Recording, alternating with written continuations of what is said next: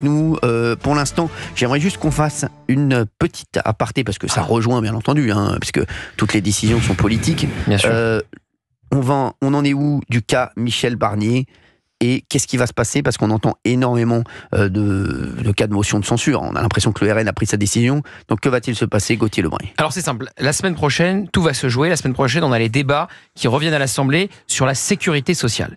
Et après les débats sur la sécurité sociale, Michel Barnier sera obligé de dégainer un premier 49.3 pour le faire passer. Qui dit 49.3 dit motion de censure déposée de la gauche. Le suspense, est-ce que cette motion de censure est à la fois votée par tout le PS et est-ce qu'elle est votée surtout par le Rassemblement national ?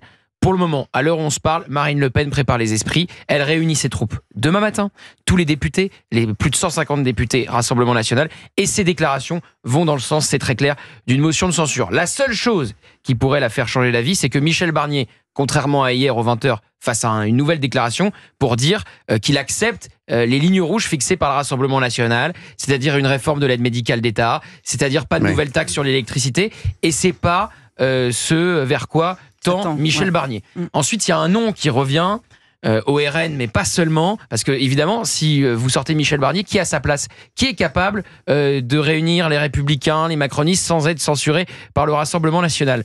Sébastien Lecornu, actuellement ministre des Armées, n'aurait pas de censure automatique du RN, comme Michel Barnier dans les premiers jours à Matignon. Donc voilà pour ce qu'on entend. Le seul risque pour le RN, c'est évidemment, on voit la stratégie de la peur du gouvernement. Alors Marine Le Pen a fait une tribune dans le Figaro pour dire arrêtez de dire n'importe quoi et arrêtez de dire des fake news. Mais le seul risque pour le Rassemblement national, c'est de fâcher un électorat de droite plus classique, qui aime la stabilité, qui n'aime pas le chaos, et qui est important pour le RN pour avoir les 50,1% des voix dans un second tour. Qu'on entend d'ailleurs, et certains, moi j'en ai entendu certains dire, on ne pardonnera pas à Marine Le Pen de voter la censure et de s'allier au NFP. Exactement. Pour voter la censure. Michel Barnier s'est mis dans une situation difficile parce qu'à un moment donné, ils ont essayé de mettre la pression sur le groupe socialiste à l'Assemblée nationale, 66 membres, et s'ils obtenaient l'abstention des socialistes, la motion de censure ne pouvait pas passer. Puis, ils ont pensé que le Rassemblement national était dans le bluff pour essayer d'obtenir des derniers arbitrages.